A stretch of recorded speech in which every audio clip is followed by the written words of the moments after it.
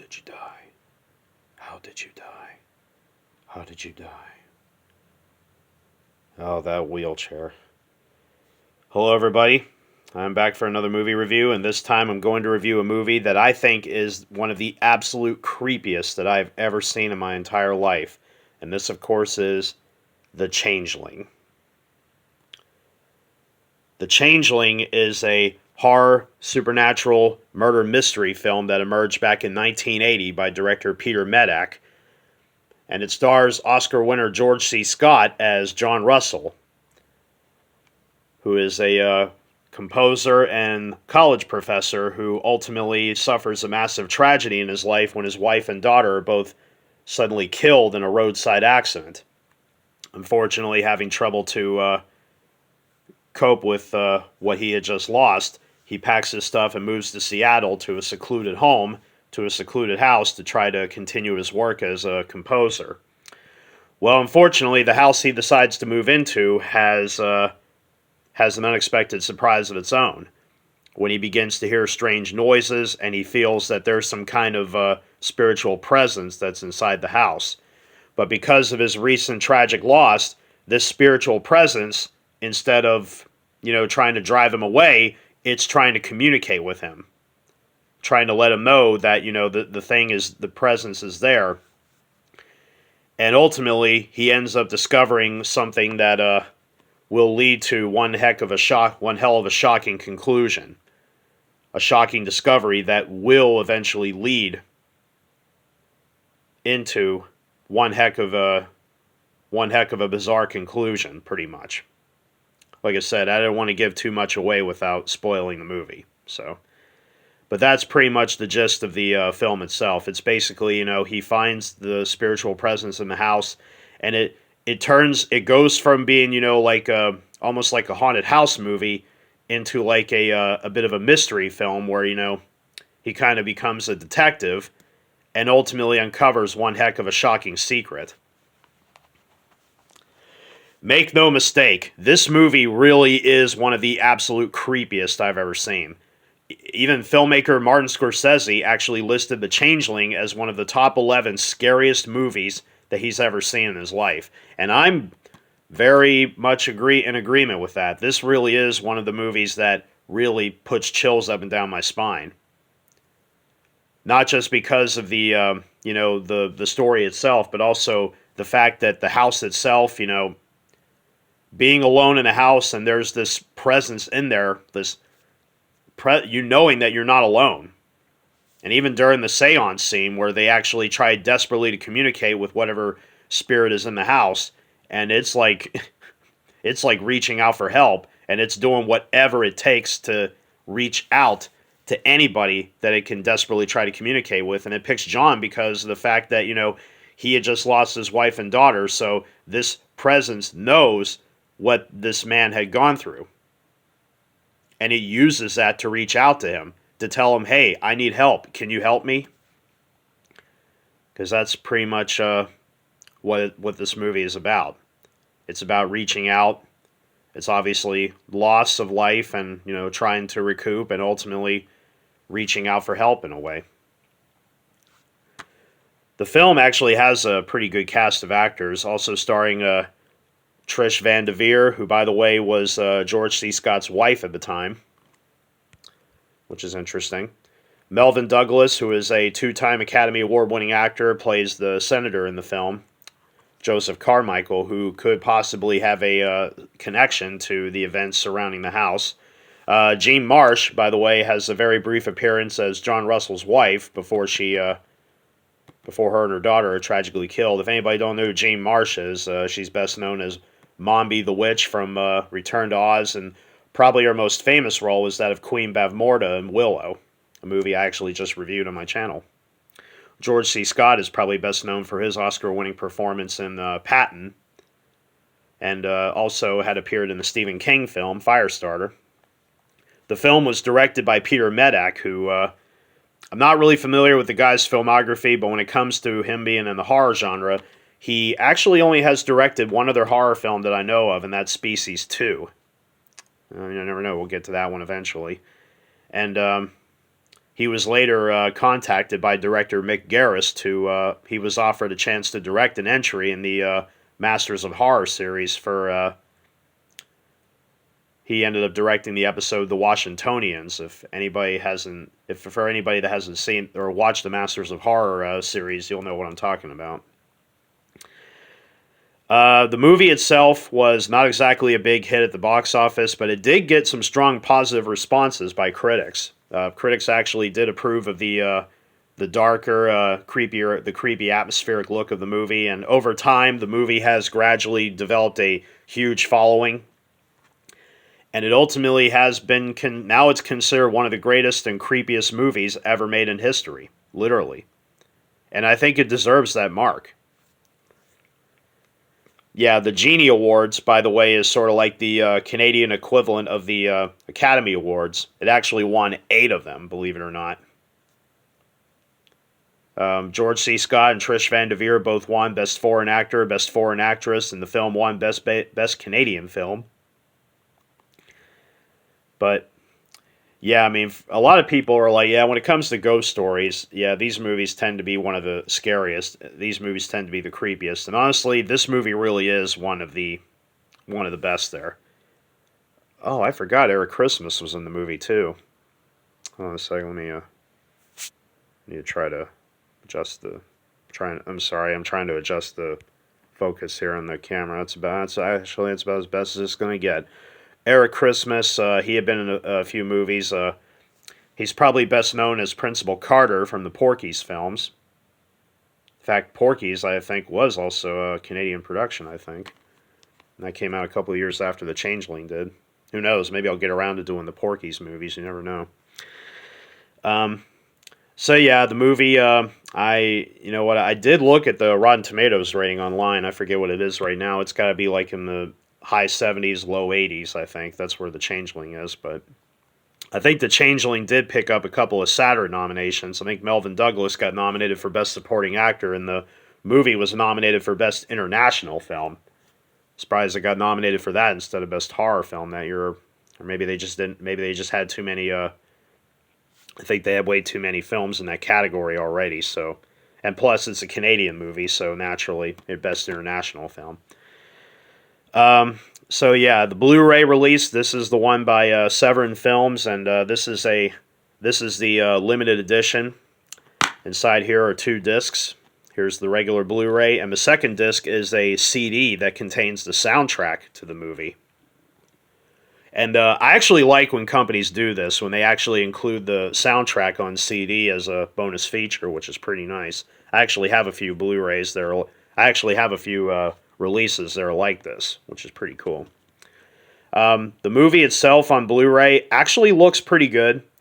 I have had a previous DVD release by HBO Video, which wasn't the best of the films, the best that I've ever seen the film look. Well, at the time, it may as well have been, because.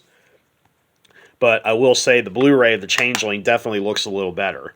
Not that much better. I mean, the movie still retains like a grainy 80s look, which, I guess is rightfully so. It definitely has that old look to it, so it keeps that up very well. And of course, the film is. I'm trying to find the. It's all the way down here in the bottom. Yeah, full AD HD 185 by 1, I believe. Honestly, yeah, the film looks pretty good for what it is. There are some spots where it looks really good, and there are some spots where it obviously could have been better, but. There is a 4K version available. Obviously, is it better? It could be, depending on how you look at it. So for the Blu-ray, for the video, I would say out of 5 stars, I'd probably give it a 4 out of 5 for the video. The audio is presented in a couple of flavors here. There's I'm trying to, like I said, I'm messing with the.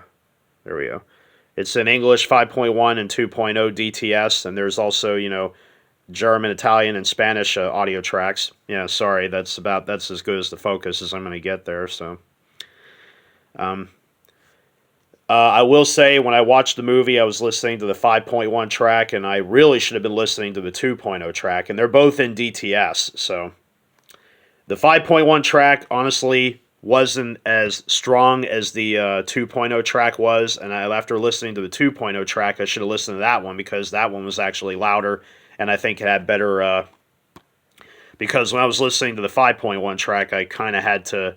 There were some moments where I was trying to figure out what the characters were actually saying, but for a horror movie, you want the audio to be loud so you can get that jump feel, to get that scary feel.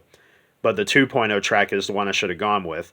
Unfortunately, yeah, you'll hear hissing and popping throughout the movie because, yeah, the film does not have the best audio, but the 2.0 track is exemplary in this situation. I would say for the 2.0 track, I would give it a 4-star rating out of 5 for the audio. The 5.1 track, probably 3.5. Yeah, that's about all I can say. As for the bonus features, well, surprisingly, Severin actually loaded up a nice supplemental package here for the movie. Before I get to the actual extras, yeah, I will say having the soundtrack on CD as a bonus feature was a nice touch. So that really is.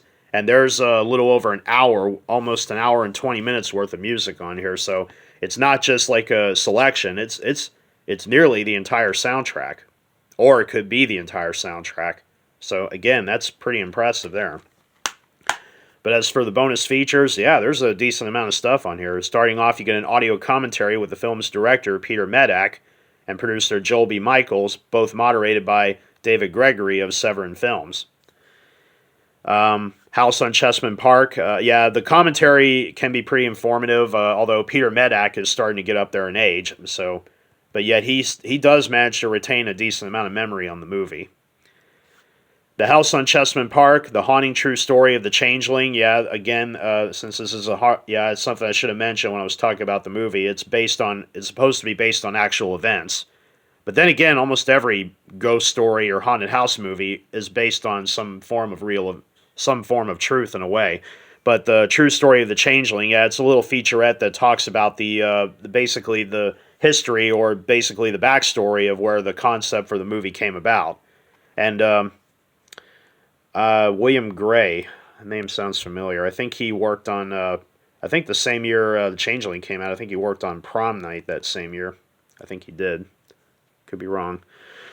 The music of The Changeling, it's an interview with the film's music arranger, Kenneth Wanberg, he talks about the coming up with the music concepts for The Changeling. Building the House of Horror, it's an interview with art director Ruben Fried as he looking back on building the house, the interior design, and it has like a Victorian look. The psychotronic tourist of the Changeling, I'm not sure what that featurette is. I didn't look at that one. Master of Horror Mick Garris on the Changeling. Filmmaker Mick Garris talks about the Changeling. Changeling is actually one of his personal favorite horror films, and he actually considers Peter Medak a master of horror. Which is funny because, as far as I know, Peter Medak only directed. He only made at least 2 movies of his entire filmography that are horror, as far as I know.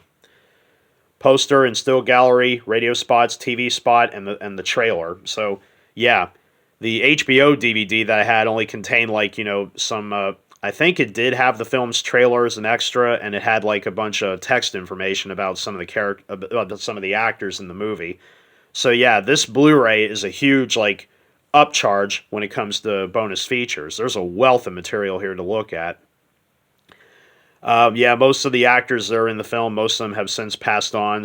But some of the crew members that worked on the movie are still very much alive. So it's nice to see the Changeling actually finally get a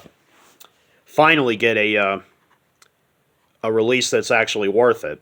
I would say for the bonus material on the on-disc features, I would probably give it maybe a 4 for the extras, but the soundtrack included would definitely bump the extras up to a 4.5. So I would say overall bonus material gets a 4.5 out of 5. As for the movie itself, out of 5 stars, I would give this one a 4.5 because this really is a true masterpiece in all its own. A masterpiece of actual terror. And at the same time, it actually has a great story that flows along to a great conclusion. So honestly, this is I would say definitely a must see, absolute must see for a movie. Definitely recommended.